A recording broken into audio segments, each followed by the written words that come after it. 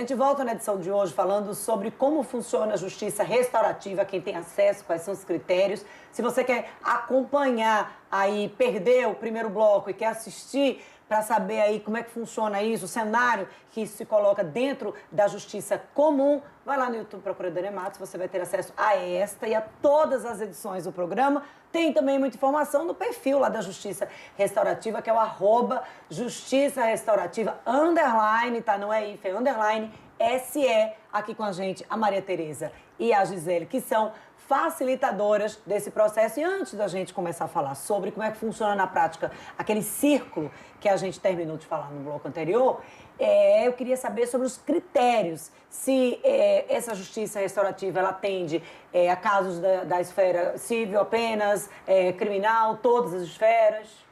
Sim, abarca todas as esferas. Ela pode ser criminal e pode ser civil.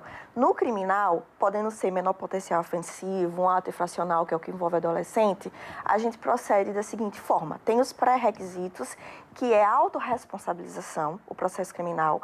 O ofensor, ele precisa se autorresponsabilizar, ou seja, ele precisa entender que aquele ato cometido por ele causou dano a alguém. Ele precisa ter consciência disso. Essa consciência, ela não é induzida, nós não induzimos. A nossa conversa com as partes, ela é pessoal e reservadamente por intermédio de uma contação de história. Diferentemente de uma sala de audiência, no pré-círculo, que é uma fase que antecede o encontro com as partes e os seus apoiadores, a gente conversa para saber a versão do fato de cada um. Primeiro, a gente inicia pelo ofensor, para que ele preencha os pré-requisitos. Quais são? A autorresponsabilização, ele precisa entender que aquela conduta foi lesiva, ele precisa saber e aceitar isso, porque muitas vezes as pessoas elas sabem, mas elas não se importam. E ele precisa querer reparar esse dano. Ele precisa entender que causou o dano e desejar reparar. E a voluntariedade. São os 3 requisitos que têm que ser abrangidos pelo ofensor. E pela parte ofendida, ela precisa querer aceitar a reparação do dano, porque em alguns casos tem vítimas que elas não querem nem olhar para o ofensor, elas não têm preparo psicológico para estar de frente com o ofensor. E a voluntariedade, ela também precisa querer aceitar a metodologia. No processo civil, também pode ser feito, desde que as partes queiram. Não existe autorresponsabilização, porque não é um processo criminal. E a autorresponsabilização, ela se identifica ao criminal para que você entenda que você cometeu crime, um dano a alguém. Ou seja, aquele cara que faz assim, faria tudo de novo, ele não está fora desse padrão. Ele volta para o rito comum e ele vai ser julgado pelo procedimento do Código Penal normal. Ele vai ser ouvido como réu, a vítima vai ser ouvida na qualidade de declarante, é onde ela aponta os fatos e somente só. O juiz ele não interfere na construção, na solução do conflito. O juiz apenas entra nessa linha de raciocínio como forma de dar uma validade jurídica àquele acordo. E aquele acordo, quando ele é construído, ele naquele mesmo momento ele não segue para uma homologação. É o momento do ato do juiz. O juiz ele faz a derivação. O que é a derivação? É o encaminho dos autos para os facilitadores, para a equipe de construção de paz. Ele envia os autos para a gente para que a gente comece todo passo a passo.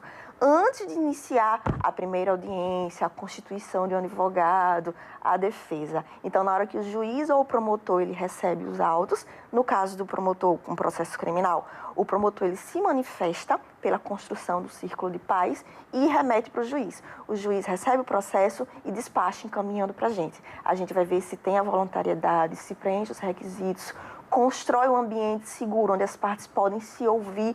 Por quê? Porque muitas vezes a vítima não tem noção de como que o ofensor se sentiu e do que levou ele. Não é que se encontre uma justificativa, é apenas a escuta, porque hoje em dia as pessoas estão tão acostumadas a judicializar que elas preferem que um terceiro solucione o conflito dela do que ela mesma, que é quem conhece as suas limitações, os seus sentimentos, os seus motivos pelos quais da vítima e do ofensor.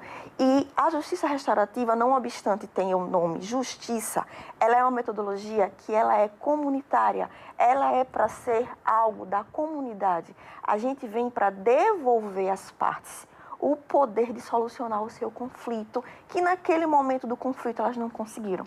Ela dá voz ativa, né, à vítima, que na maioria dos casos a vítima nem é ouvida, principalmente no crime. Ela é afastada do caso e aí vai se apurar as provas, se foi realmente aquela pessoa que está sendo acusada que cometeu aquele delito.